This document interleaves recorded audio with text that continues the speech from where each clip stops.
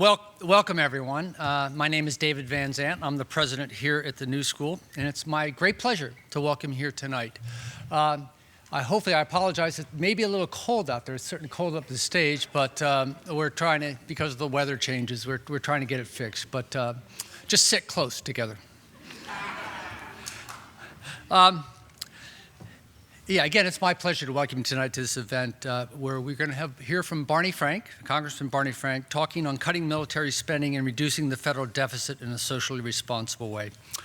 The New School mission is rooted in the ideas of challenging the status quo, being socially engaged, and finding innovative solutions to today's most pressing problems that will enact positive social change.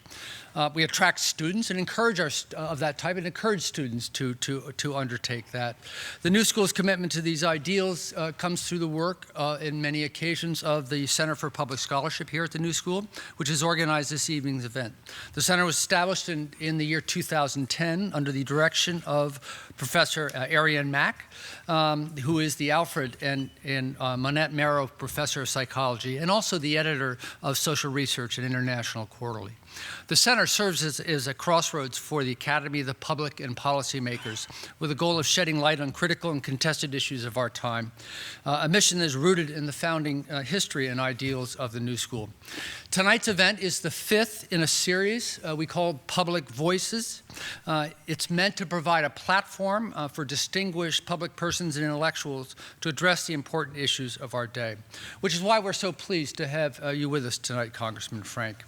Congressman Frank has dedicated his life to these ideals that are so important to us here at the New School. Barney Frank recently retired from Congress after more than 30 years of service, where he, among many other accomplishments, chaired the House Financial Services Committee and co-sponsored the Dodd-Frank Act.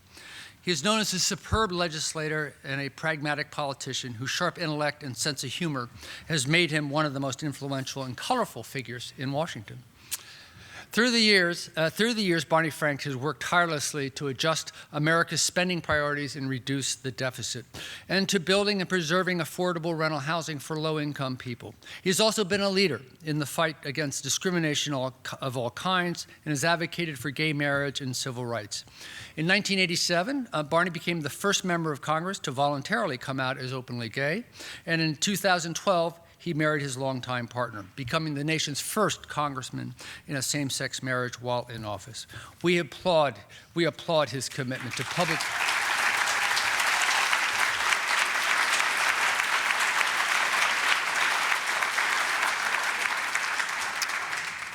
We applaud his commitment to public service, to challenging the status quo, and to finding innovative ways to create positive social change. And we also know that he serves as a great role model for many of our students who do want to make a difference in their communities, in the country, and in the world at large. After the talk, Barney will be joined on stage by Robert Pollin, a professor of economics and co-director of the Political Economy Research Institute at the University of Massachusetts Amherst. And he's also the founder of Peer Energy, a company committed to delivering green energy throughout the country. Bob is author of numerous publications on macroeconomics, financial markets, the benefits of building a clean energy economy, and the conditions of low-wage workers. And he is the co-author of a recent report which identified some significant data analysis errors in the work of Carmen Reinhart and Ken Rogoff, which had been widely cited to justify austerity policies around the world. Bob is also a member of the Board of Governors of the New School for Social Research and an alumnus of our New School for Social Research. He earned his master's degree and then his Ph.D. in economics in 1982. Gentlemen, we thank both of you for joining us here tonight, and we look forward to an enlightening presentation and lively discussion. Thank you very much.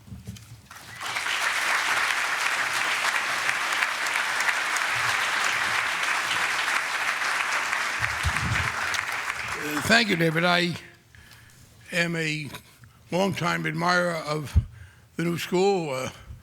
I grew up across the river in New Jersey and was interested in politics pretty early and became aware of the New School and the kind of political activity that was generated by many of the people here. So I'm very pleased to address you today, and especially on this obsession that I have with substantially reducing the military budget.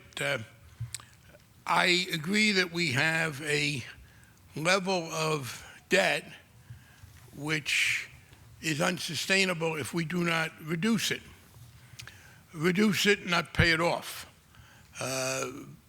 Reduce annual deficits, not balance the budget every year. But there is a cost if we were to keep it going. Two things are important. First, and the work that was cited, Professor Pollin and others, rebutting the notion of some automatic doom that befalls you if you hit a certain level of debt. There should not be any reduction short term. And of course, what's interesting is that America is doing better than most these days, but we're not doing as well as we could have been if we were not trying to reduce the deficit prematurely, also in inappropriate ways. One of the problems, of course, is that the sequester is a very inefficient way to cut, even if you're going to cut, although I do have one concern where I don't think the sequester is living up to its across-the-board neutrality. Having read a few weeks ago that the CIA was delivering bags of cash to Hamid Karzai, I would like to know whether that cash is subject to the sequester. Is he getting 7% less than he was before? But the key point is that this is not the time to be cutting back on the government's role. It is a time when, if the government were just maintaining what it had been doing, we could be significantly increasing economic growth. That applies to the military as well. By the way, an aside on the impact of what the federal government is doing, very important from the standpoint of tax fairness, which I won't be making a major part of this talk, but it's something I care about. One of the last things I did in Congress was to vote to raise taxes in two ways. One, I went along with this agreement that we had, and we'd gotten ourselves into that box, where we had to reinstate the full amount of the payroll tax on the first $113,000 of income to pay for Social Security. That was a 2% increase on every dollar earned at up to 113. We also voted to raise the marginal rate on people making more than 400,000 and to do some increases in dividends and capital gains. The total amount of revenue to be raised by the latter is about 4 times as much as the revenue to be raised by the former. That is, we will raise over the 10-year period much more money by taxing the wealthier people. But the economic impact is in reverse order. The income increases, the increased income tax on incomes above 400,000 has had no discernible effect on the economy. In fact, I was interested to read that luxury cars are selling better than ever. High-end sales are doing well. To the extent that there is any slowdown from the tax increase, it came from the 2% increase on the average citizens. In other words, that regressive tax, reducing the ability of lower and middle-income people to consume, is hurting the economy. Raising the marginal rate on people above 400,000, nicking them another, $40 per thousand, has no effect. I did, to confirm this, ask a couple of my very wealthy friends in Boston, if the tax increase, this is before we did it, I said, if we were to raise your tax by 4% on the marginal rate above 400,000, and your accountant didn't tell you, would you know?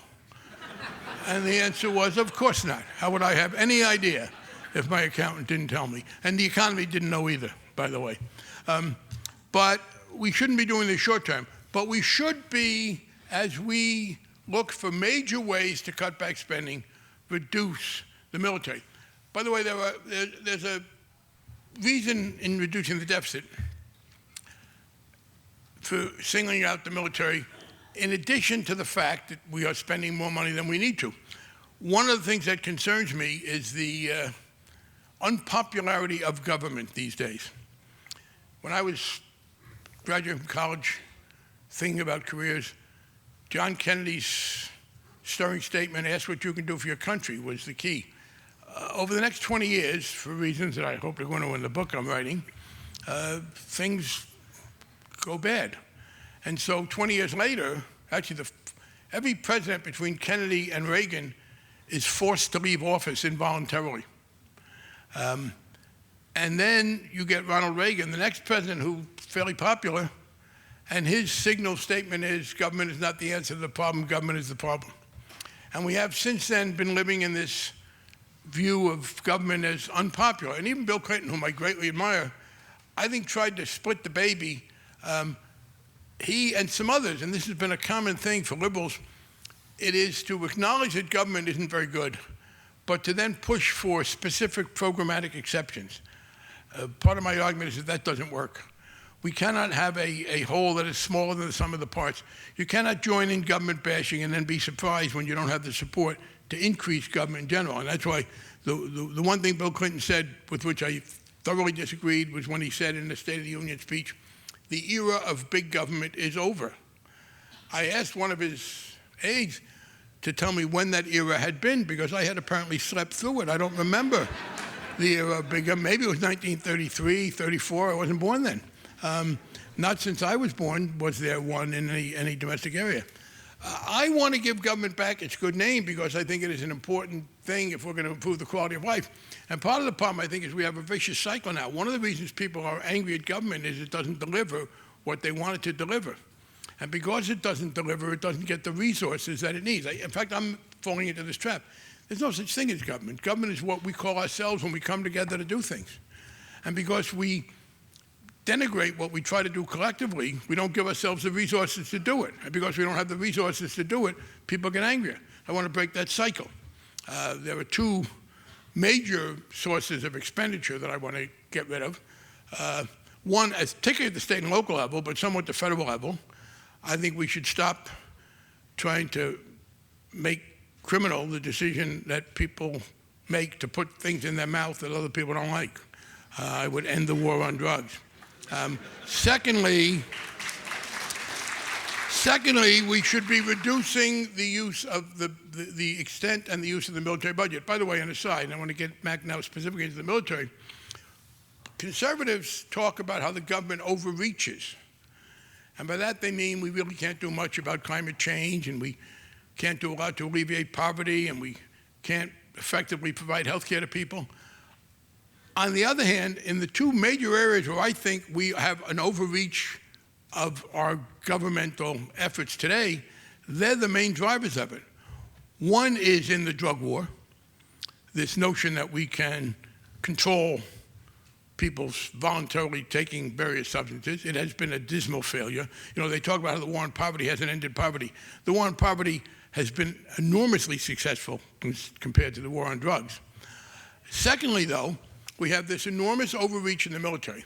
And I think the fundamental problem with our military now is that there is this misconception about what it can do. And I'm pleased to see President Obama, for the first time as president, he's moving away from this. It is the case that we have a superb military. It is extraordinarily well armed. The volunteer army has produced very good quality of people. And it is excellent at doing what a military can do. Our military can prevent bad things from happening.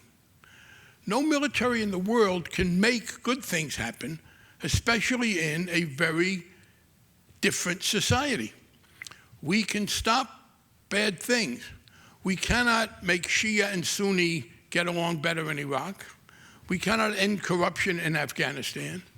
We cannot create a coherent body politic in Somalia.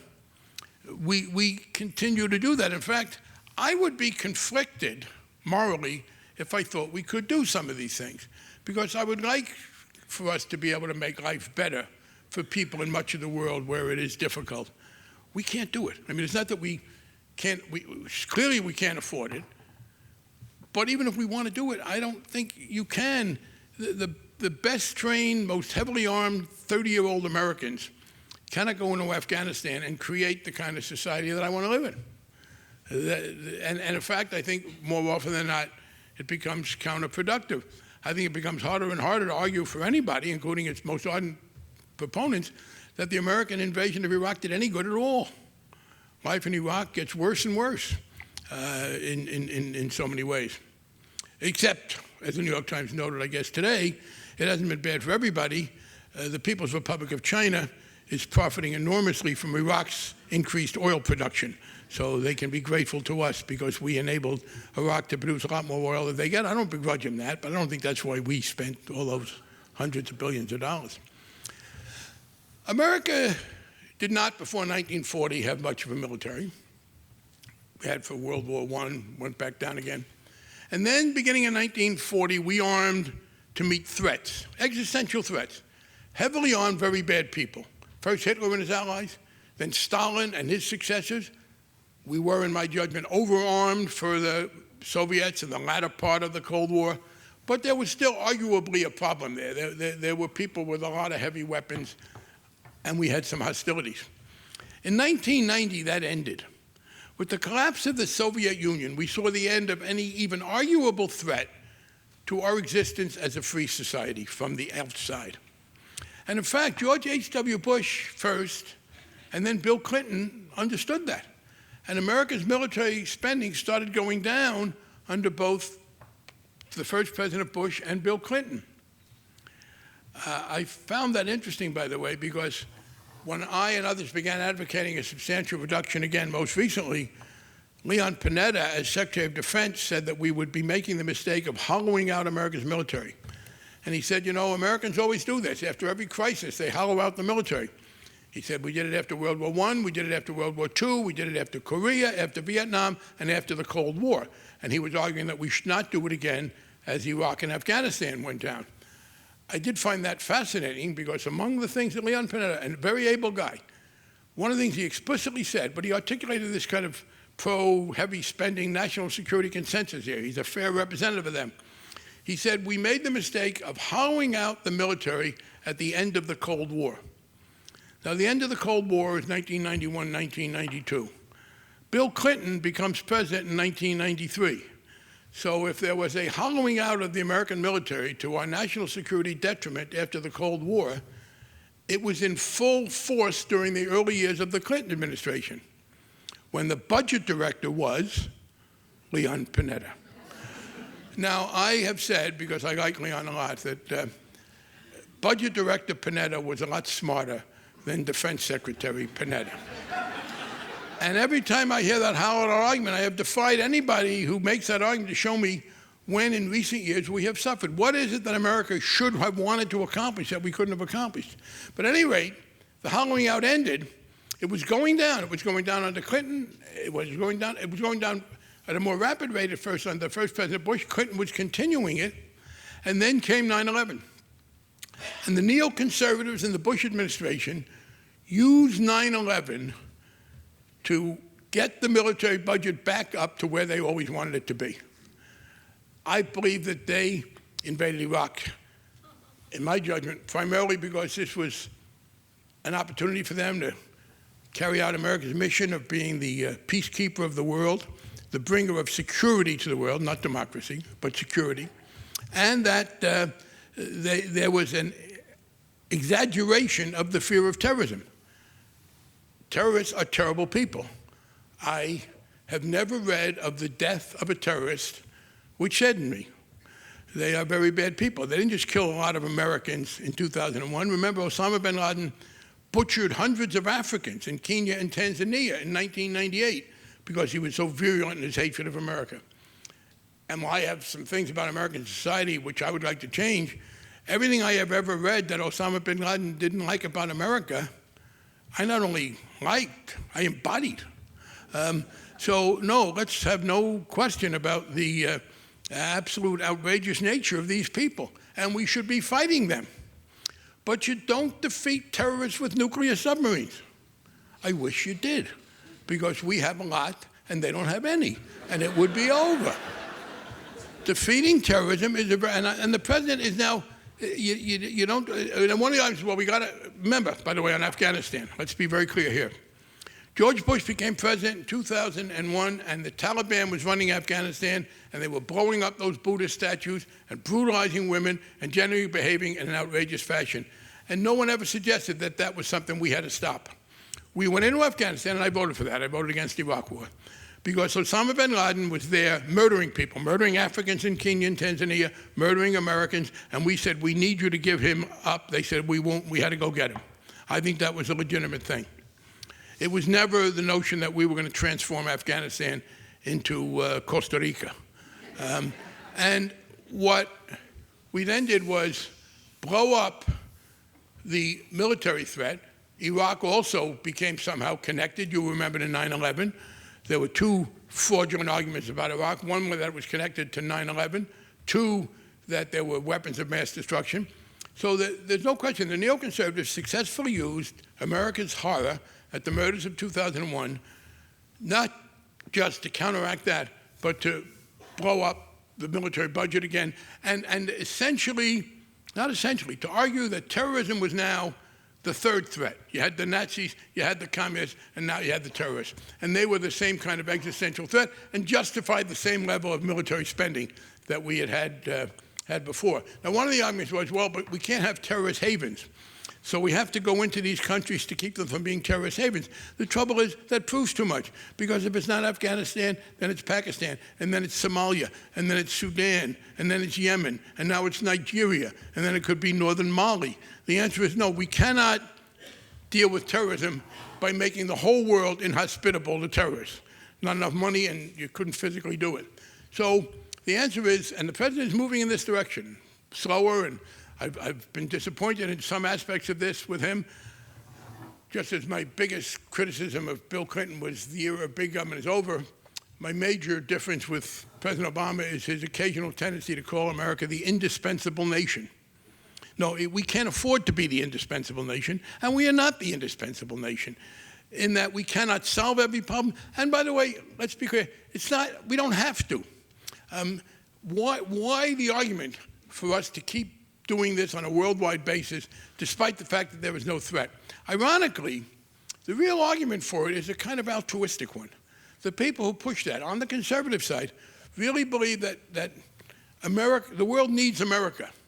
I did read President Bush say that God had chosen America to provide peace in the world, leading me to wonder who was doing it before we were there. And secondly, exactly how that became made clear, because while I'm not a great theologian, to my understanding, the only major religious work that mentions America is the Book of Mormon. So maybe he revealed it there, but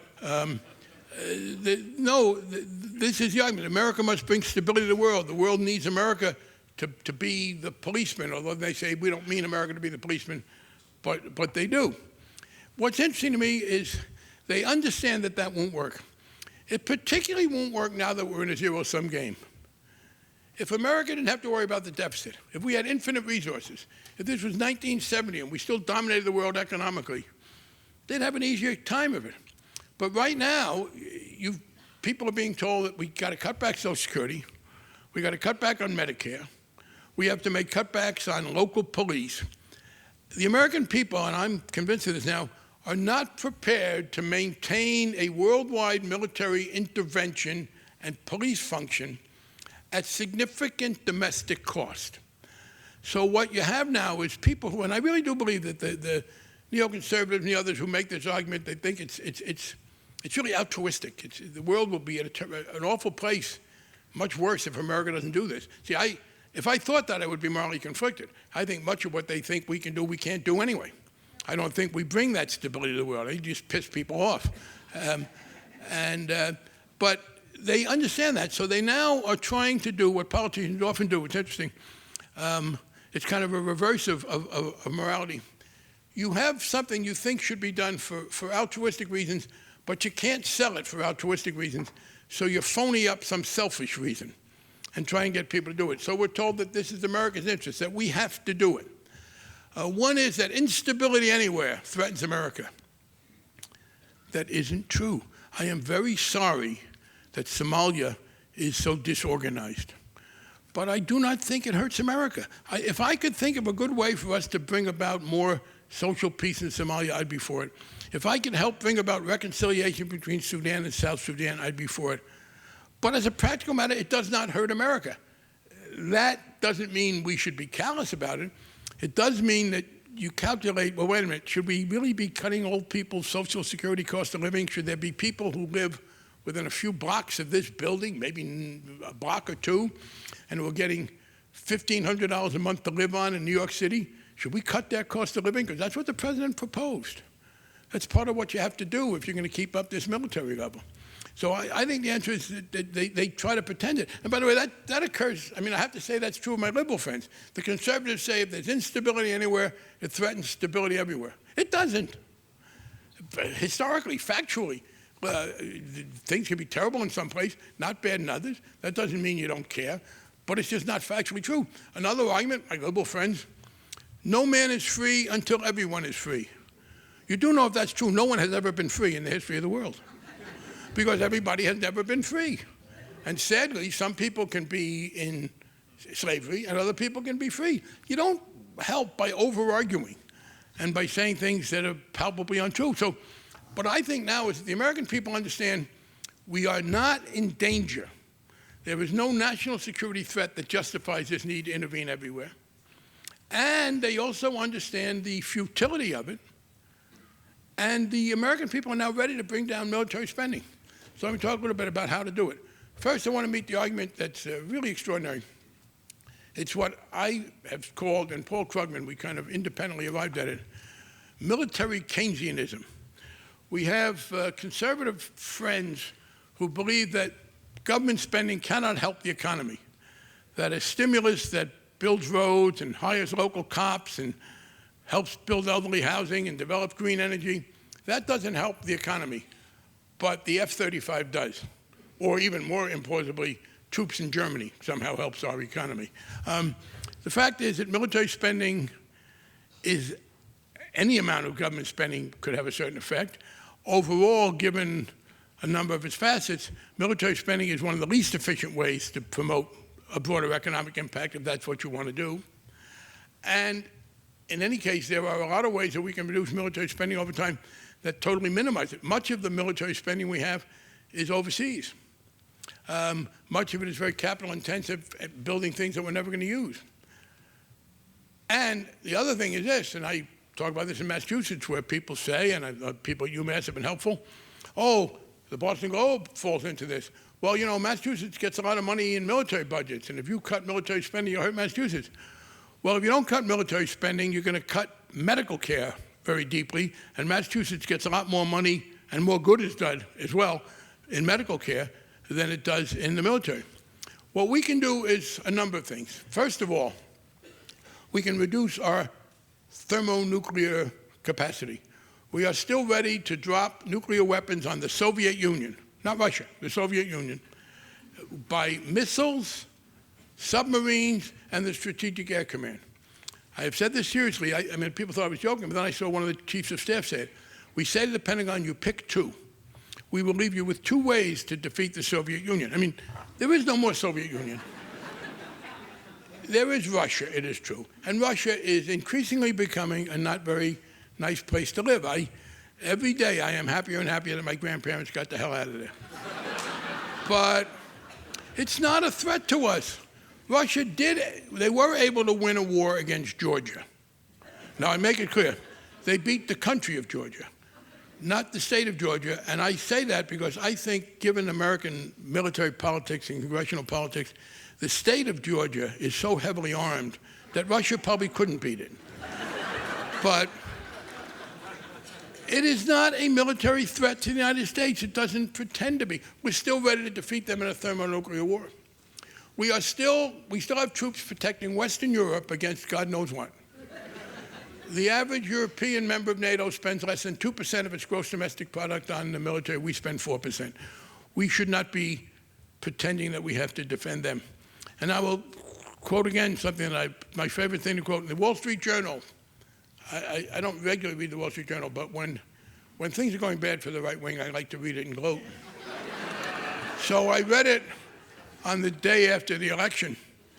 That was a fun week. I also listened to Rush Limbaugh complain that he was being accused falsely of insensitivity to Hispanics as one of the reasons the Republicans lost. And to prove that he was not insensitive to Hispanics on the Friday after the election, I was listening, I was driving back up to our house in Maine. To show that he was sensitive to Hispanics, he played Feliz Navidad 4 times in November. That was his outreach to the Hispanics. But the Wall Street Journal had an op-ed piece, you could look it up. Some of you New Yorkers will remember you could look it up as the signature phrase of Casey Stengel.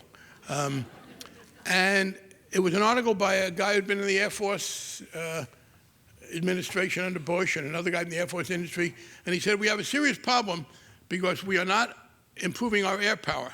And American air power is suffering from its success. The article pointed out that the last time any American was injured by a hostile enemy aircraft was 1953. And they said America has totally dominated the airspace in every military combat that we've been involved ever since. And because of that, because no American has been injured in 60 years, and because we have totally dominated the airspace, some people don't realize that we need to expand the Air Force. Yeah, I would say I was one of them. By the way, there's a tendency to say Air Force, but you should understand that the Air Force is the biggest Air Force in the country. The biggest Air Force in the world is U.S. Air Force. But the second biggest is, of course, the U.S. Navy. You have to add them together. Despite that, we are about to spend, I don't know how many $100 billion, $300 billion on the F-35, a brand new plane, that it has a defect that I think is very serious in a weapon. It has no enemy. I don't think you should spend a lot of money on a weapon unless it has an enemy in mind. And this plane does not. By the way, I wouldn't cut any of these things near term. You can slow them down going further. So I will say, I do want America to be the strongest nation in the world. And some of my liberal friends say that's xenophobic. I will explain to you why. When I approach public policy questions, I follow the philosophical principle laid down by a great 20th century thinker. And some audiences don't know him. This audience is likely to. Henny Youngman. And one of the funniest and truest things he said that's governed me for years in government. How's your wife? Compared to what? That's the central question. Compared to what? So somebody has to be the strongest nation in the world. The question is, compared to what? Who else? Not China, not Indonesia. I mean, if Denmark could be the strongest nation in the world, I would rest easy. I would be very happy with that. But they can't handle it. So America has to be the strongest nation in the world. But we can be the strongest nation in the world much less heavily armed than we are. And that means encouraging, if our European allies feel threatened, let them build up their military a little. China, yeah, there's a problem. I am for I'm encouraging Japan to rearm some. There's nothing genetic about Japanese that says, they're inherently untrusted with weapons. I don't believe the Chinese are terribly aggressive. They do want to have some control of their own coast, and I would not cede it to them. Yeah, I would not want to see the People's Republic of China overrun the democratic nation of Taiwan. I would go to their defense. I would defend South Korea against those malign lunatics in the north. I don't want to see Israel overrun, although Israel has never asked for American weapons. And at this point, with the Arab world in a vicious and sad civil war divided along religious lines, the military threat to Israel has somewhat receded. So there are some places where we need to do things. But Europe should be on its own. In Africa, I believe we should overwhelmingly defer to the Europeans and encourage more among the African nations. In other cases, we do these symbolic things. We just sent 12,000 troops to Australia as part of our pivot to Asia. And we sent 12,000 troops to Australia as a kind of a symbol to, I don't know what, does anybody think the People's Republic of China is worried about 12,000 American troops in Australia? What in the hell are 12,000 American troops in Australia going to do to anybody? But that's an example. And you know how much it costs to send 12,000 troops there? That's the kind of, the president is moving back from that. And I do believe there was a coalition of non-establishment figures, including many on the left, many Tea Party people, to say, no, America should be the strongest nation in the world, but we're going to go back to where we were under George H.W. Bush and Bill Clinton, we're going to scale back our military so we have a margin of error to defend ourselves. We can be the single most important presence in the world, but we don't have to be stronger militarily than every possible country put together, including our strongest allies. We should not have this policy where we intervene, where we assume, and John Kerry is a great friend and I an admirer, and I was very happy to see John be Secretary of State, but I read in the paper that he is now trying to mediate between South Sudan and Sudan. I don't think that that's something America can achieve, needs to achieve, or can afford to achieve, because once you start it, you're getting involved more. So I am prepared to say we are the single most important nation, but we are not the indispensable nation. If China is making friends in Africa, I do not regard that as a problem. We are not fourth graders worrying who gets the most Valentines. Story in the Times the other day that said that Pakistan may be accepting money from China for its energy, which is a rebuff to the United States. Why? So we would have to, either we help the Pakistanis with their energy, or they continue to have energy shortages, which aren't good for anybody, or the Chinese do it. I'm for C. I don't understand why it is a rebuff to me. Sometimes I think too many people in the American national security apparatus and people in foreign countries as well, that the book by which they are guided is Tom Sawyer. That we paint everybody's fence and act as if they are doing us an enormous favor by letting us do it. And again, it's not in national security. There are cases, yes, where, and I'd like to encourage more multinational intervention forces where probably we should be providing equipment and money, occasionally manpower. But we need to now say, look, this notion that the terrorist murders of 2001 represented the third wave of a threat to America existentially as a society was simply wrong. And that we can resume the downward path that we were able to resume when the communist threat dissipated, and be very strong and work with other allies, but not be this dominant. And if we do that, I believe we can, in addition to getting out of Afghanistan, cut more than $100 billion a year. That it's much more than the sequester, and I think that's only going to be a one-time deal. I believe we can cut over $100 billion a year, and not right away. Again, this is not the time to retract. But by a year from now, when the economy is getting better, and scale it back, and maybe even more than that. And that does not do everything. But I will say this. Reducing the military budget is not a sufficient condition for the kind of America I want to live in, but it's a necessary one.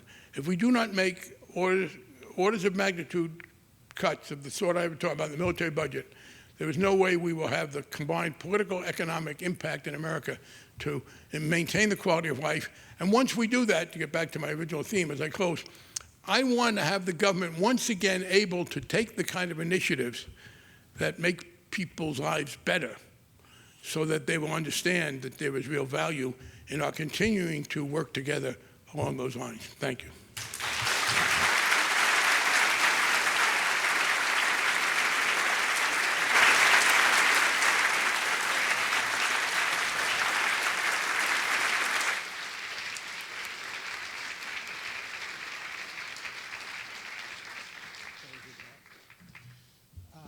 Hi, my name is Bob Pollin, as President Vincent said, and I'm an alumnus. I got my Ph.D. a long time ago here, and I'm very happy to be here. And the format that was given to me was that I would discuss and ask Congressman Frank questions for about 20 minutes and then open it up. And maybe I'll even open it up sooner because having been around the New School, I have a strong suspicion that a lot of people have a lot of interesting things to say. So let me just start with a few. One of the major themes that you lay out, Congressman, is this notion that the U.S. pursues international engagements out of altruism.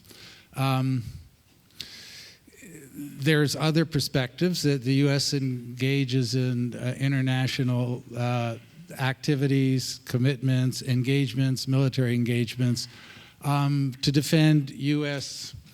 Power, defend U.S. economic power, For example, in the case of the Iraq War, I mean, Business Week magazine itself, I remember they had a cover that said, it's not just about oil, but ...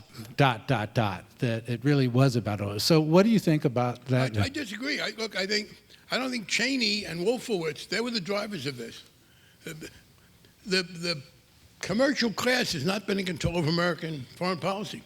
I think it's ideological. Now, I believe, by the way, if they went into Iraq for oil, it was, of course, the most counterproductive thing ever done.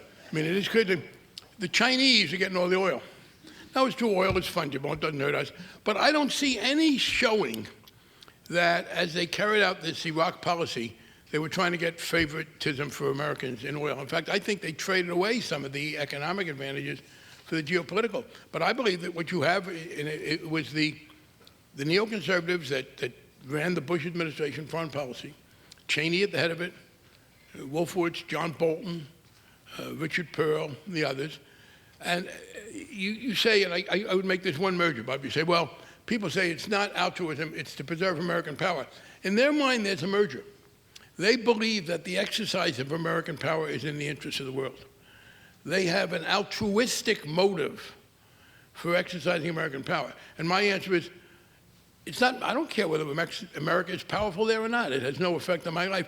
I really believe they think that, and as I try to read them, and it's frustrating sometimes. There's a lot of air there about what is it we're there. Well, we're the great power. This is our responsibility. Part of it is there's an echo of the debate that they had in England in the 19th century, whether or not to expand the empire. It was the people who were for a Great Britain versus the Little Englanders. And I read these things, and I read some of their, they denigrate, even Jake Brzezinski, very thoughtful guy, but they denigrate the notion that America should just be concerned with trying to improve our material lives and have more fun and live better. We have to have a greater purpose. And that greater purpose, some say it's from God, others it's I don't know what, but it's the greater purpose is that it's our responsibility to do this. I genuinely believe that's what motivates them. And again, I don't see any sign, as you look at the execution of the policy, that they were trying to maximize American control of oil, and they certainly didn't do that. I believe that this is this mistaken view that the world needs us, and that without us, things will go to rack and ruin. Okay. So another question. You said we're doing the wrong thing in fighting terrorists because terrorists don't have nuclear submarines. How would you deal with it? Oh, I said nuclear submarines have an irrelevancy to it. Right. You don't do it. I'm saying this. They're not really fighting the terrorists with the F-35s, but there's a kind of a sleight of hand in the rhetoric. They talk about the great threat, and then they talk about the need to build up the weapons. They never quite say that we need these weapons to fight these threats. First of all, we fight the terrorists by substantial improvements in law enforcement at home. One of the things people forget is, they talk about how much we're spending to fight terrorism. The whole Homeland Security Department, the Transportation Security Administration, and we've been fairly effective. There have been fewer outbursts of terrorism and violence than I think many people anticipated. Secondly, I think drones appropriately done are fine. That is, there needs to be a better targeting system, but I think if you have people who are going to commit crimes against us and we can't otherwise catch them, I don't see any difference between killing someone with a drone morally and shooting them with a machine gun.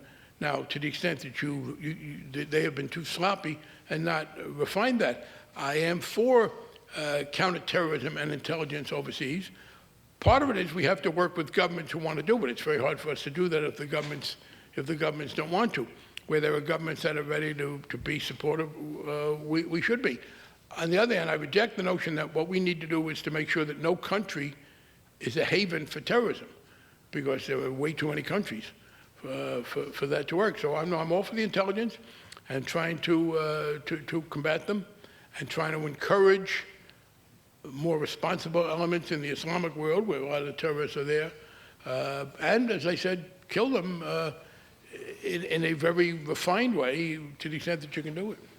Can you do it with drones? I mean, drones are terrorizing civilian, innocent populations. You can do it. You can do some of it with drones if you use them better. I would say, look, warfare terrorizes civilian populations. I mean, more Afghan civilians have been killed by firepower than by drones. Of course, many more, let's not forget, many more have been killed by the Taliban. And we should refine them. I think drones play a role. And there are other weapons that you use. And the answer is, can you do it? You can diminish it. You can defend yourself some. But it's not an all-out warfare situation. I don't see any place where going to all-out war is what does it. It is a more targeted kind of thing. Okay, I'll ask you an economic question and then I'll open it up. One of the arguments that is made on behalf of the military budget is that it is the one and only way in which we in the U.S. conduct industrial policy. And that overall, that it's actually been a very, very successful industrial policy. For example, there's an outstanding book that's, I may be the only person that ever read it, but it's called Is War Necessary for Economic Growth? The author, the argument is really not about war being necessary for economic growth. It's really about the industrial policies that came out of the Pentagon that created jet aviation, the computer, and the internet. The internet came 100% out of the Pentagon. So one of the arguments that occurred around the sequester was, well, if we're going to cut the military, then we're going to cut our capacity for technical innovation in the U.S. and lose our technical edge in terms of research and development and so forth. And so how do you respond to that? Right. First of all, let's be clear what the argument is. We should spend tax dollars to make weapons for which there is no military use because it will have good after effects in the economy. If people want to make that argument, I'd like them to make it. I do think the problem is that many of those making it would find that it would be a hard thing for them to maintain and maintain a lot of other things that they say.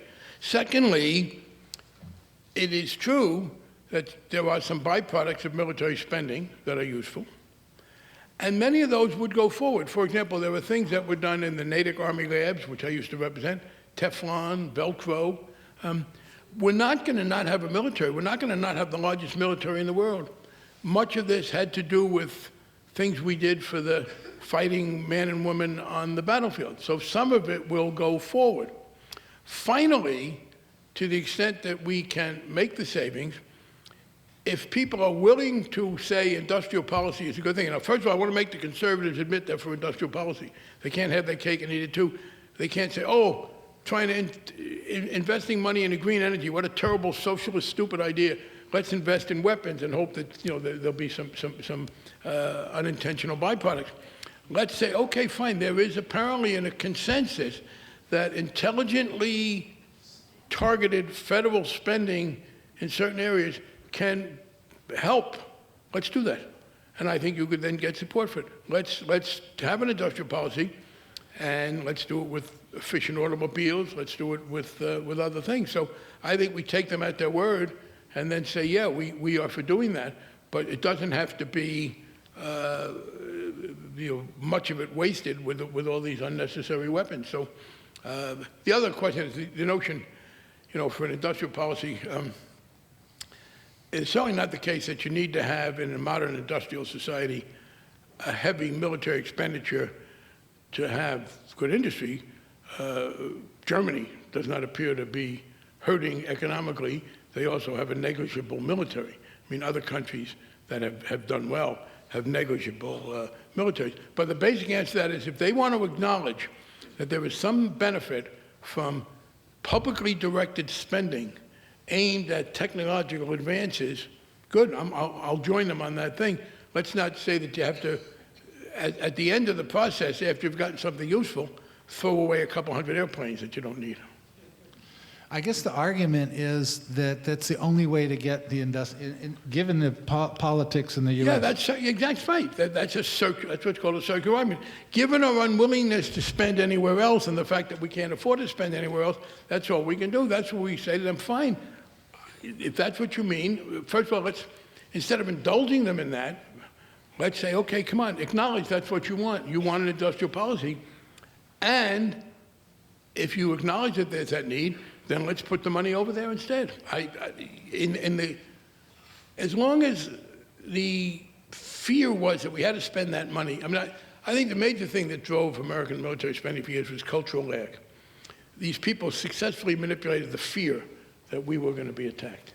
That's now over. I think the American people have finally said, no, terrorism is not nuclear war, and we can fight it much less so.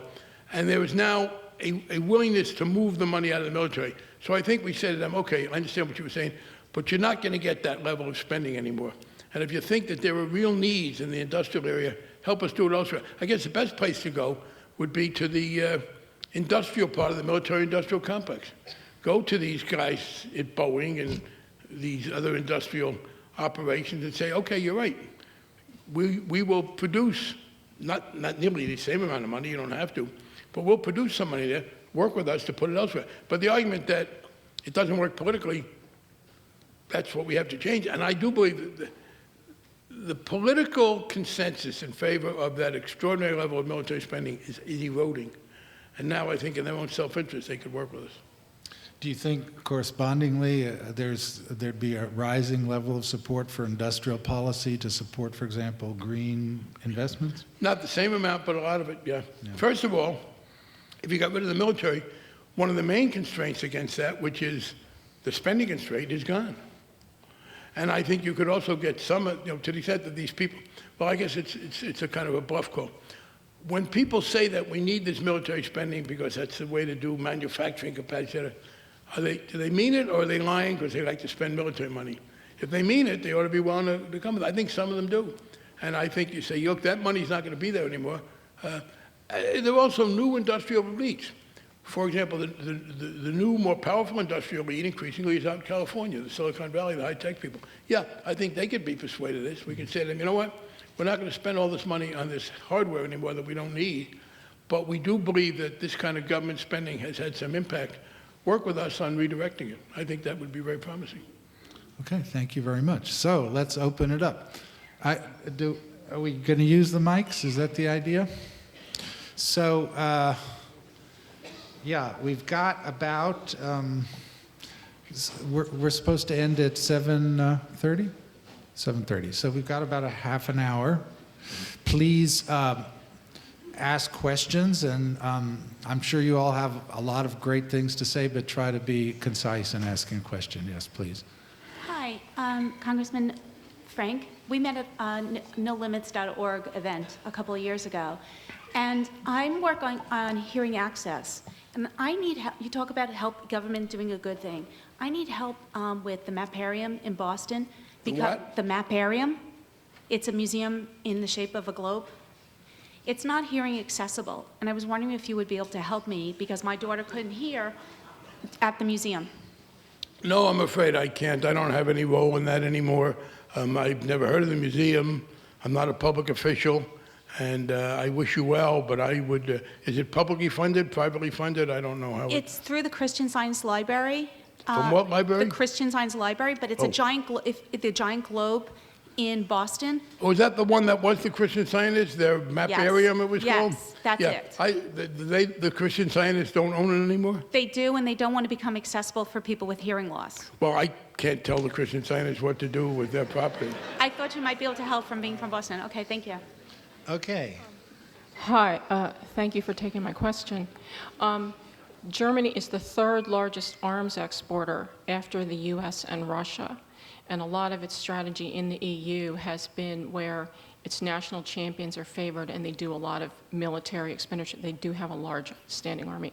But my question to you, sir, is during President Reagan's era, we did not do G20 agreements, and the US, to comply with something like G20, which we are doing now, is to deindustrialize. So Mr. Reagan ramped up the military expenditure budget to force this former Soviet Union into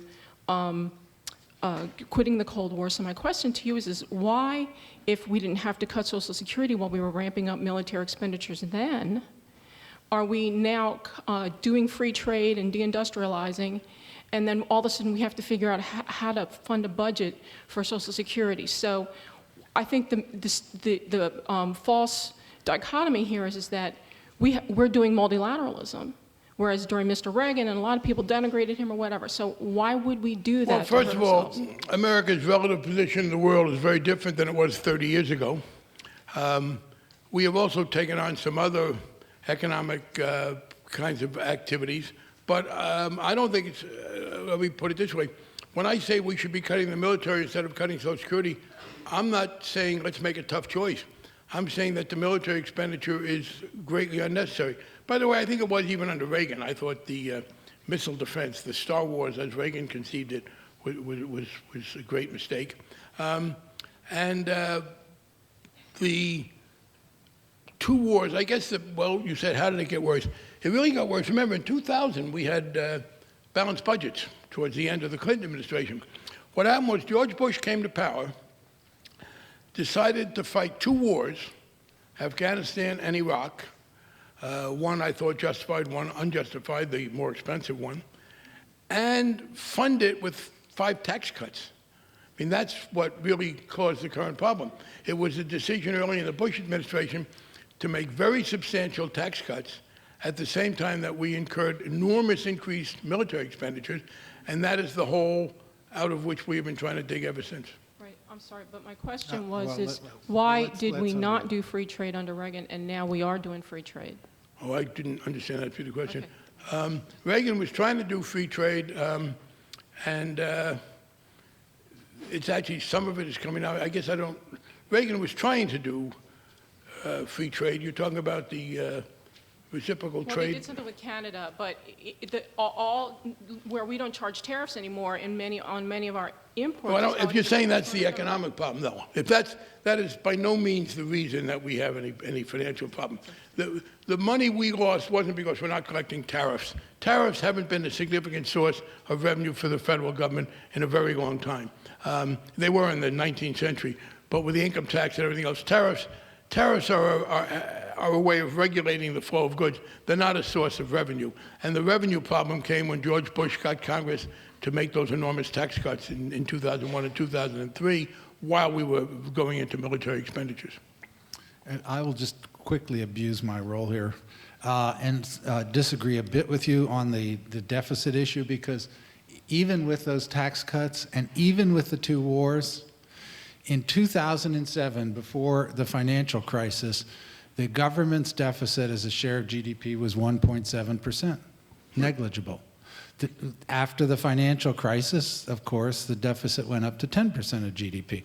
So the source of the real budgetary problems, in my view, was not, though I don't agree with the spending on the wars or the Bush tax cuts, the real source, in my view, of the There I disagree. I think it's just not one or the other. And these things accumulated. The wars were serious losses of a great significance. And you begin to recover from the crisis. The crisis, you get hurt and the money comes back. The tax revenues were more permanently reduced. I mean, the tax revenue losses from 2001 and 2003 are mostly not coming back. The decrease in GDP from a serious recession does come back over a 10-year period. Okay. Congressman, what is your opinion of the court-martial of Bradley Manning, who has accepted responsibility for his actions, and arguably the information that he disclosed may have embarrassed this country but not harmed our national interest? Didn't the public have the right to the information? And what do you make of the decision in San Francisco to drop Bradley Manning as an honorary Grand Marshal of San Francisco Pride? I agree with the decision of the LGBT community in San Francisco for this reason. I do not think it is helpful for a cause to blend it with another very controversial cause. Nobody was asking the people in San Francisco. People may not follow some of these ins and outs quite as much. San Francisco Pride named Bradley Manning the Grand Marshal, then they decided to drop it. I don't think merging two controversial causes is helpful to the cause. I would not have wanted to see the LGBT parade denounce Bradley Manning, but neither should they have, I think, confused the two and basically said, if you don't agree with Bradley Manning, then you shouldn't be a supporter of LGBT issues. I think strategically, that was a good thing. I thought it was an unwise decision in the first place. As to the court-martial, first of all, I disagree. I think he was treated very badly. I think the keeping him naked and all those things was outrageous. I do believe he should have been court-martialed. I do not believe you can have a situation where people in the military unilaterally decide to spill the secrets. There are other ways you do that. You resign as soon as you can, and you be critical. But I do not think that you can run a military where anybody who disagrees with policy can simply decide to ignore the security issues.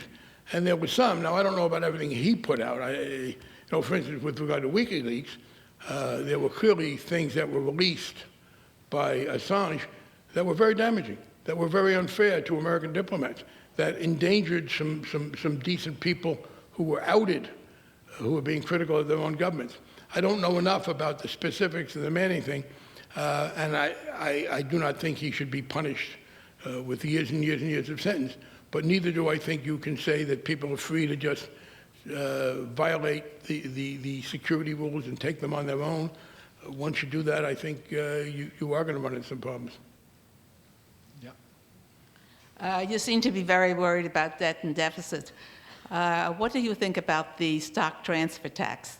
And how much money would that bring in? The what transit tax? It's the stock transfer tax. Financial transaction. Oh, Oh, yeah, I'm sorry. financial transaction tax. I'm very much in favor of it if it can be done on a multinational basis. I disagree with the Obama administration because they haven't been trying to negotiate it. I do think you would run into a problem. Well, I put it this way.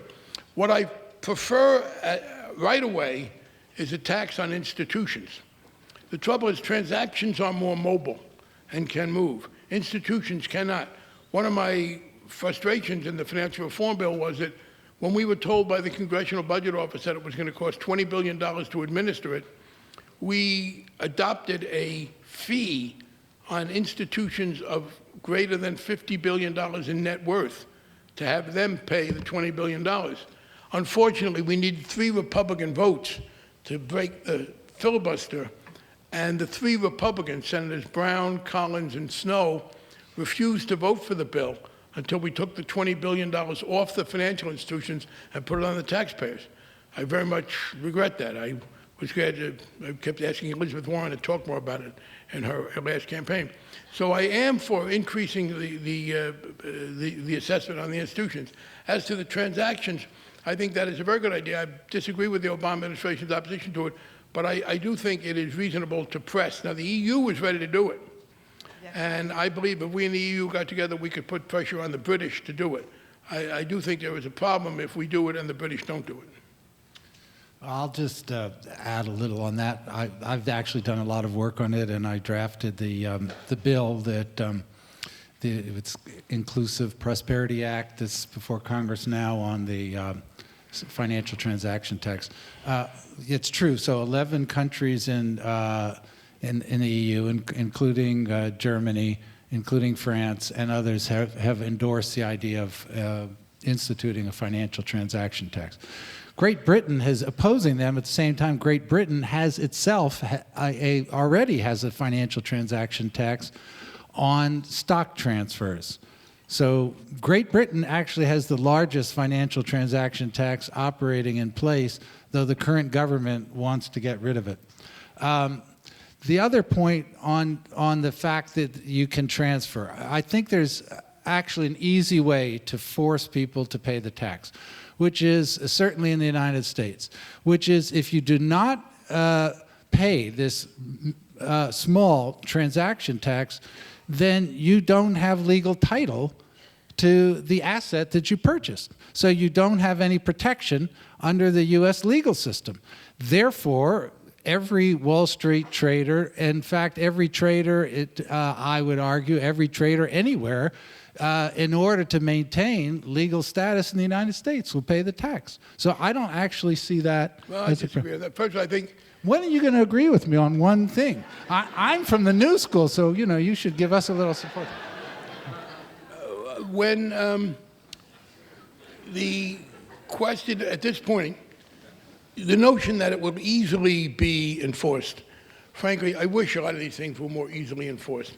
But evasion comes up, and having a substantial number of jurisdictions outside of the transaction tax, and it's not just stock, there are other kinds of things involved. Stocks, bonds, and derivatives. Yeah, Right. and I think you do run into a problem with the loss of business. Now, and I say that because while we were doing the financial reform bill, we were very careful to try and stay in accord with the other entities. I spent more time with the Europeans, the Canadians, even the Japanese, and I think we've been pretty successful at that. There is a danger of the financial institutions playing us off against each other, and I think we should continue to try and work in concert so that you do that. And I think having the tax apply everywhere but England, and you say on stock, but there are a lot of non-stock institutions, your confidence that it's easily enforced, I think, is undermined by the fact that evasions are too hard to stop in a number of other areas there with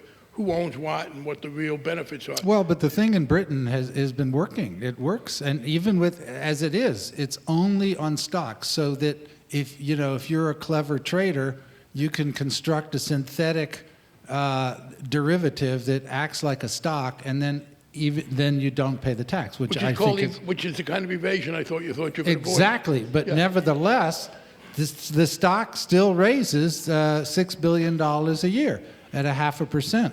So anyway, we won't. Well, but you make it broader, you invite more evasion, and I do believe it would be preferential to try and get them to go along with it, and doing it unilaterally at this point.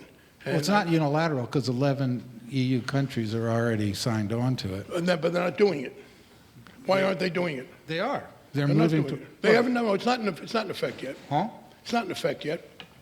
No, 2014. It's supposed to. Maybe. Okay. We'll Maybe. come back. Yeah. We'll debate that. Yeah, invite me, and he can ask me questions, and I'll disagree with all of them. Okay. Yeah. I'm sorry. Do you only ask questions you want people to agree with? No. I did not know that. I'm sorry. My grandparents come from Russia too, so we. No, yeah. I got to say that is not the Socratic method with which I was familiar, Professor. Okay. Go ahead. Congressman, as a child of the 50s, I have to admit that defensive missiles make me feel secure. But of what use really is our aging nuclear arsenal, and in the short term, what should we do with it? Oh, I think we should substantially reduce it. Sadly, the president is now under some obligation to increase it, which I hope he will disregard. The price of getting the 67 votes you need under the Constitution to ratify a treaty in 2010, the last nuclear treaty with the Russians, was an agreement forced by then Senator John Kyle, supported by John McCain and Lindsey Graham and that whole group, that the president would spend billions more to improve the quality of the nuclear arsenal, a complete and total waste of money. And I'm hoping that he is in the process of repudiating that. I believe we should substantially shrink the nuclear arsenal. Now, we do have this problem. You have Iran and North Korea. And I know there are people who say, well, let's not have any nuclear weapons. I don't know how you go from having them to not having them, how people forget it. But I believe you substantially reduce the number, and you reduce the delivery system.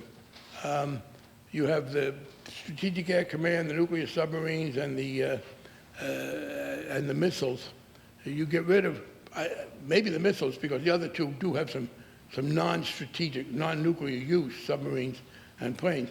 So I would reduce one of the delivery systems and substantially reduce the number of missiles by a very significant amount.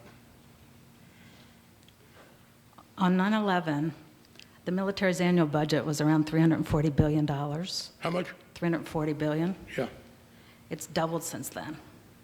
So I want to know why, since the military didn't protect the homeland on 9/11, on the biggest attack of this country since Pearl Harbor, we shouldn't be demanding our money back.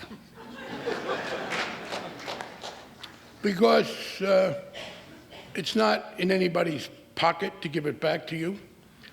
Because It was not something for which the military could do. I don't know why you would blame the Marines because they didn't protect. I mean, I think it was a terrible thing that happened, but I wouldn't blame the military. I'm sorry, you finish and then I'll go. You go ahead. You understand my point, sir, right? Yes, and I'm responding to it. That is, look, I want to cut the military, but I don't want to belittle them. I don't blame them, and I think in general we do too much of this. When bad people do terrible things to America, I don't want us to start pointing the finger at each other. I don't want us to start blaming each other, whether it was over Tsarnaev or this. The fundamental thing is to figure out how we deal with it again. I don't think that was a failure of the American military. I don't think they were ever supposed to figure out that people were going to fly those planes into there. Now, I do regret the fact that the budget, as you pointed out, went way up. It went way up, first of all, because of the two wars, only one of which was justified.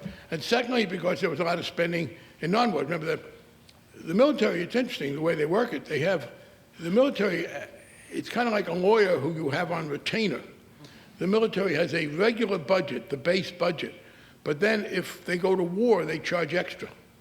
So we were at a point where the base budget was $500 billion, and then the war budget, it's a separate budget, was $200 billion for Iraq and Afghanistan, which is, as you said, double the 340. And the answer was to substantially reduce it. But I would not blame the military for 9/11.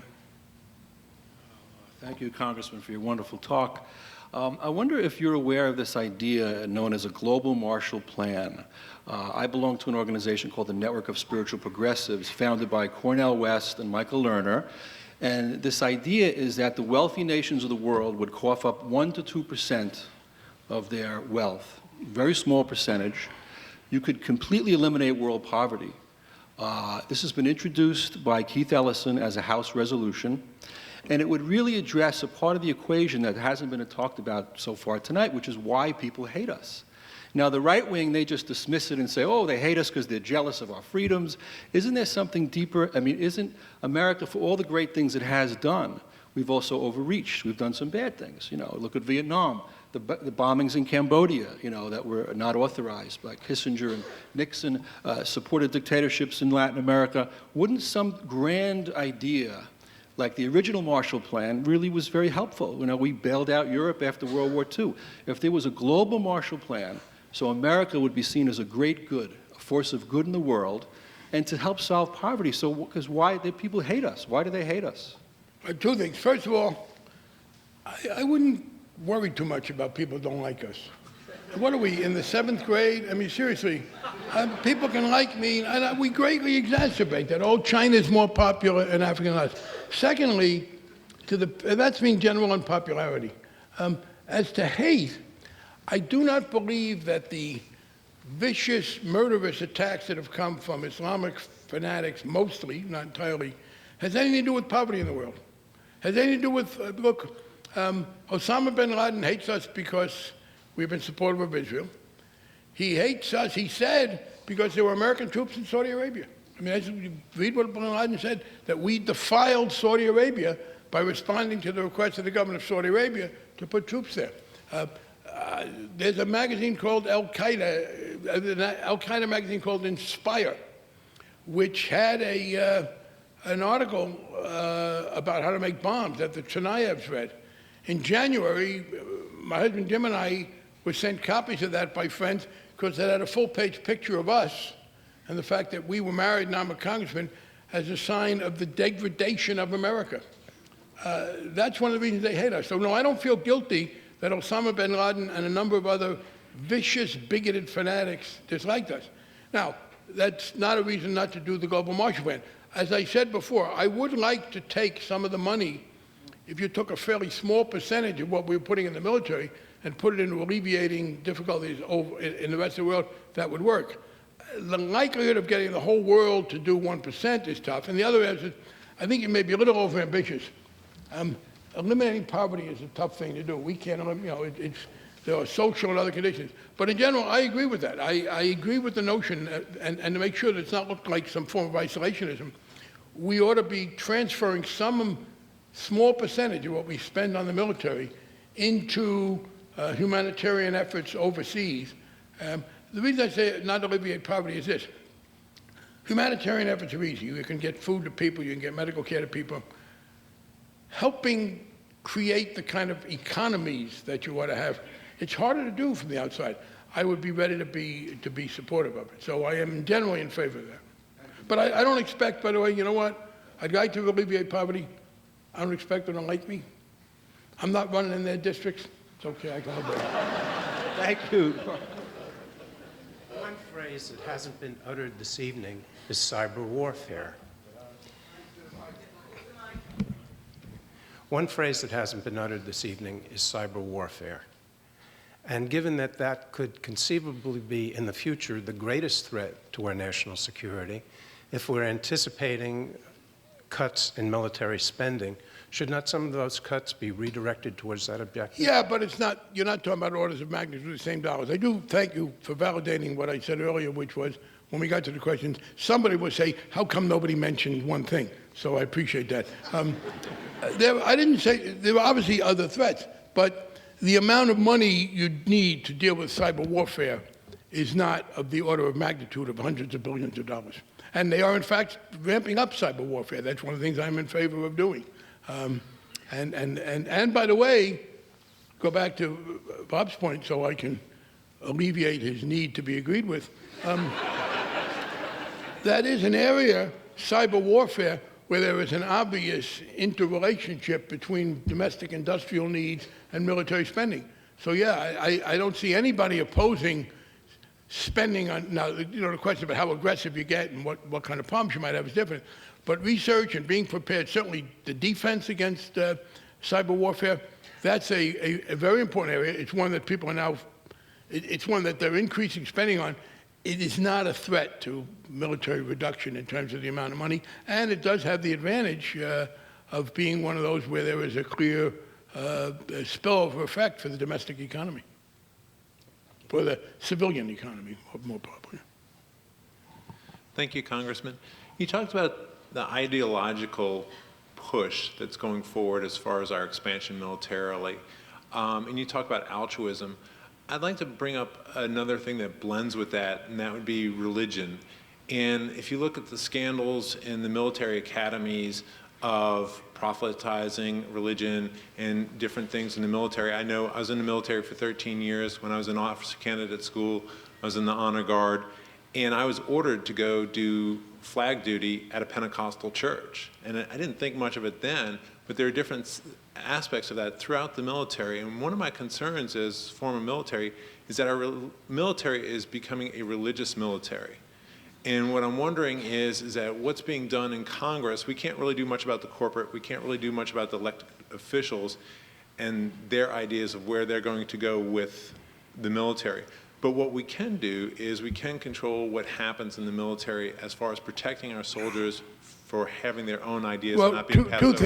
Two things I said about that. First of all, I did say I think there is, for some, a religious impulse to be the world producer of order. Secondly, there have been no effective efforts to curtail some of this zeal within the military. Even in the Bush administration and Congress, people were complaining. There has been a pushback against compulsory religious attendance. And there were a couple of cases where some particularly messianic Christian generals were disciplined for talking about, one of them, I forget what it was, my God can beat his God, talking about Jesus and Muhammad. But on the other hand, I would say this, so I do not, and I think that's something to be dealt with as a matter of individual freedom for people in the military. I don't see a sign that the military is self-generating in terms of these interventions. In fact, on the whole, the military has been less interventionist than the civilians.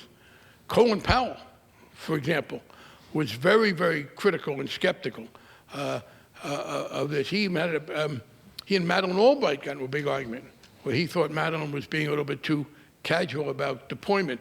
The military tends to be, once they're in, they want to, understandably from their standpoint, but they have not been adventurist. You do not see, for example, now it's John McCain and it's Lindsey Graham and some others, there is not a great deal of military agitation to go into Syria. And in fact, I believe that many of the military are very skeptical of being put into Syria because they think they're going to be put into a bad situation. Even in Afghanistan, well, a couple of them were pushing. There was the Petraeus and the Surge. That was, okay, now that you got us in here, you got to let us fight it. But I don't see a lot of resistance to what I hope is going to be Obama's very substantial withdrawal from Afghanistan. And there wasn't resistance to the complete withdrawal from Iraq. So I understand that problem, but I don't think it is a driver of the adventurism. Thank you for taking questions, Congressman. The only question I have about the military spending is that when you try to get a breakdown of where the money's actually going, it's obviously very difficult. And one thing I think the military does do really well is provide the public good of keeping sea lanes open for international trade. How would the cuts that possibly we're throwing around tonight, would that even I'm glad you mentioned that, because it's one of the things I want to address. What is the, and I know that's one of the arguments they give. I disagree with it for this reason. I don't see any real threat to those sea lanes, but where is the threat to the sea lanes that you're at? Who is going to shut down the sea lanes? Yeah, I mean, outside of Somalia, obviously, which has been tamed down. The piracy, I agree, we should have, there should be an international effort to deal with piracy, but you don't need battleships to deal with I suppose those more pumps. over the, Straits of Hormuz, but also the idea of the Senkaku Diaoyu Islands that could flare up. Good. China.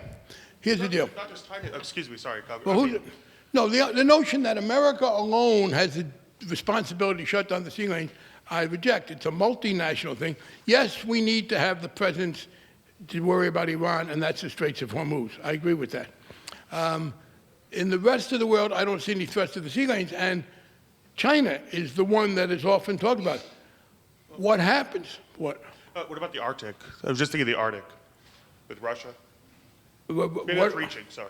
Yeah, what kind of trade is going on through the Arctic? Well, nothing right now, but I think with global warming, I think it's pretty clear it's going to happen. What, trade through the Arctic? But here's the deal. Why do people like the framing of that question? Suddenly it's America's responsibility to police the Arctic. There are a dozen nations in the Arctic, and nobody is now threatening it. But the most important one we have, I understand the Straits of Hormuz through Iran, but then we have the Straits of Malacca. It's mostly, and you said, those islands with the different names in Chinese and Japanese, both of which I mispronounced. I do not believe there is the remotest chance that the Chinese are going to shut down the trade lanes. And they're the only ones who we would have to worry about. Anybody else who tried to, we clearly overwhelm them. And here's the deal. What happens over the trade lanes, the shipping lanes between China and the United States, is that China makes an enormous amount of money. What possible reason do the Chinese have for shutting down their ability to send enormous number of goods to America where they make hundreds of billions of dollars a year? I thought, frankly, Mitt Romney had a good point there when he was debating Obama. Obama said, well, I got to be careful on sanctions on their monetary policy because of trade. And he said, well, what, are they crazy? They're going to shut down trade? I think that is a greatly exaggerated argument. There is a mutual interest in the sea lanes. Yes, as I said, there's a problem in the Straits of Hormuz. Yes, there has now been a multinational effort to deal with the pirates, although, again, that's small potatoes in terms of military. The biggest issue is the China-America route. I debated John Bolton. He said, we have to be the dominant power in every ocean in the world to deal with that. No, we don't, and we can't afford to. And by the way, partly we can ask other people to share that. We're not the only ones using those sea lanes. Let's say to them, you know what, we'll police these, you send some ships over there. But particularly with regard to the greatest military threat, which is China, and we exaggerate. You know, China, a year ago, China got its first aircraft carrier. They had no aircraft carrier. You know where they got it? Russia.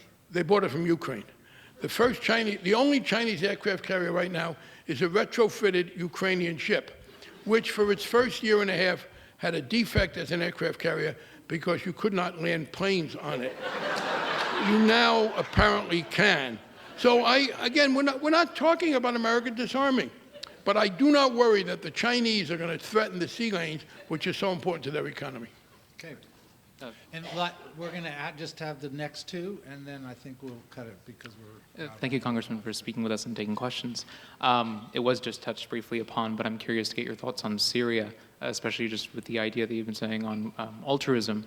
and when, and it's a big question for centuries, but when altruism should, or we should allow our altruism to overtake isolationism and anti. Well, I don't think I don't think you have to choose between altruism and isolationism. You know, there is enlightened self-interest. And by the way, I do want America to be altruistic. I want us to try and help economically. To the extent that we have political pressure and we can oppose, I think sanctions can be helpful. And people poo-poo sanctions. One of the greatest moments of my life was standing at Statuary Hall in the U.S. Capitol and listening to Nelson Mandela thank the Congress of the United States because over Ronald Reagan's veto, we passed the South African sanctions bill, and he said if that bill had not been passed, I would not be standing here a free man today. And I think this international sanctions had a major impact in Rhodesia, although Mugabe is doing a great deal to mitigate the value there, but it's still a good thing that it changed. So I want to be helpful in those regards. The question is, when is military intervention possible? And I think it's not unlike an individual. Look, if you are walking along and you see a small child being attacked by a cat, you would probably intervene. If you saw a child being attacked by a lion, you probably wouldn't. It's a fact of life. You're prudent about it. Can I do any good? What's the harm? Do I call somebody else? Where you could clearly intervene, I do think overall President Clinton's use of military force in the former Yugoslavia was effective. I'll give you another one, and I was wrong. I voted against the first Iraq War because I was afraid President Bush would act like his son. In fact, he did it, and I don't know why, what changed Cheney. But I think intervening to expel Saddam Hussein from Kuwait was an appropriate example, and it was done well, and we withdrew, and that was reasonable. If you have massive genocide by one heavily armed group against unarmed people, there's a moral case for intervention. There may be a pragmatic case where it doesn't work. Clearly, we should be working to try and keep in place multinational forces that could step in. In Syria, I don't see any good thing to do. I think Assad's obviously a terrible man. I don't understand how our intervention could bring about a good solution. Supporting terrorism in Syria, and the problem will be solved. What does that mean? Supporting the terrorist side. We're not. Syria has a right to homeland security. What happened to Syria? What's happening here? In other words, here I disagree with you, which is to be supportive of Assad and Hezbollah. No, if I were a Syrian. Okay. I'm sorry, sir, you finish. You made your point. Finish, and then I'll talk. You something else you want to say? It's their own country. Yes, it is. We violate our human rights, and we keep violating our own constitutional. All right, let me respond. Okay. Okay. The response is this. One, we are not bombing Syria, and I am not for bombing Syria. Sir, I'm sorry. No. We have to have some rules. At some point, you must finish and let me talk. Will you tell me when that is? You're finished Thank now. you. We are not bombing Syria, and I'm not for bombing Syria. The major violence in Syria is, in fact, being conducted by Syrians. In fact, the major outside activity at this point is coming from the Lebanese, from Hezbollah on the side of Assad. There were some non-Syrians on the side of the rebels. So no, I do not think that, and the rebellion wasn't started by America, and it's not being sustained by America. We are not doing a great deal for it, and I don't think if we cut off all relations tomorrow, it would end. It is fueled by internal Syrian dissent from Assad. Having said that, I don't see any role for us that would make things better off. It's a pragmatic judgment. I wish I could see it, but I think you have a situation with a good deal of anger on both sides. America is hardly the honest broker in the Middle East. And so I think, I think this is, by the way, an important test case, because the kind of, and I do think from McCain and Lindsey Graham, it's altruism as they see it. They don't expect to gain it. It bothers them that America stands by and there's this thing going on, and it's our role in the world to bring order, not democracy, to bring order to the world. And they see disorder and America doing nothing. And my answer is no, there's nothing America can do. And I think what's frustrating to them is that the American people clearly overwhelmingly support the president in his prudent decision to say this is a bad situation, but sadly there is no way that I can think of for us to make it less bad. Okay, so we're going to... we'll take these last two, as I said before, so they're going to be the last two. And please be concise, because we're already at time at 7:30. Well, it appears that America's inability to cut military spending it appears to be very much a lobbying problem. Can you conceive of any way that we could limit the lobbying power of our nation's biggest institutions and industrialists? I can conceive of ways. Unfortunately, the United States Supreme Court, in its current conservative majority, has said no. But I disagree with you that it's the lobbying. First of all, there is lobbying for specific weapons. There's no lobbying to keep troops in Germany. There is no lobbying to keep on the war in Afghanistan. And in fact, the curve is bent, and it's going down. And the key was this, and I didn't vote for the sequester because I think the across the board was dumb. But the conservatives made a concerted effort to exempt the military from the sequester, and they didn't even make a serious fight. I mean, air traffic control was won, but planes lost, and that was very important. The American people, I believe, are now ready to do this. But you have a good point. Here's the problem. It will be done somewhat illogically. And I'm ready to accept reality. Where you have an existing weapons system, and by the way, the reason those lobbyists are powerful is not that they are persuasive or even that they give a lot of money. It is that the military industrial people have been very smart, and most weapons are made in a lot of districts, so that a whole lot of people hear from people about it. My answer is, okay, I will concede that most of the weapons now being built are going to be built. Because one of the things you know as a politician, it is a lot easier to stop something from happening in the first place than to stop it once it started. By the way, Jeremy Bentham understood that because he was a utilitarian, but he didn't want to be, he was for the greatest good of the greatest number, but he didn't want to be a socialist, a leveler they called it then. So this question for him was, okay, if it's the greatest good for the greatest number, how come it isn't always better to take from one and give to the other until they're equal? And he said, because the pain of losing something is greater than the benefit of gaining something, which is true. So what I want to do is this. Well, I accept the fact that we have to fund these weapons, but clamp down on the newer weapons. That's fine with me. I don't want to cut the deficit right away anyway. And I think you can choke that off by not having them. And here's the final thing. Somebody else said before, well, we don't know what the military is doing. It's very hard. People say, well, make them more efficient. It's very hard to micromanage a complex organization from the outside. And as General Dempsey, the chairman of the Joint Chiefs, has acknowledged, part of the problem for inefficiency in the military is they've had an open spigot. It's always easier to be inefficient than efficient. Efficiency is something you do when you have to. And so the best way for us to make the military more efficient is to clamp down on the overall spending level. And they'll figure out pretty quickly how to be more efficient. Okay, last question. Last question. Hi, Congressman Frank. I'm a student in an area in a community with a lot of military men and women, and I've found that anytime you try and have a discussion about the need to reduce defense spending, it's automatically heard as being anti-troops or unpatriotic. And I guess my question is, how do you respond to charges like that against your own argument without, sacrificing respect? Two things. Nobody now serving the American military who volunteered, and it's a service I honor, should be put at risk. We will maintain our commitment to every current enlisted or other personnel. We will not, the thing about the military is you can cut down the end strength, the total number, fairly quickly because the average tour duty is about 6 years.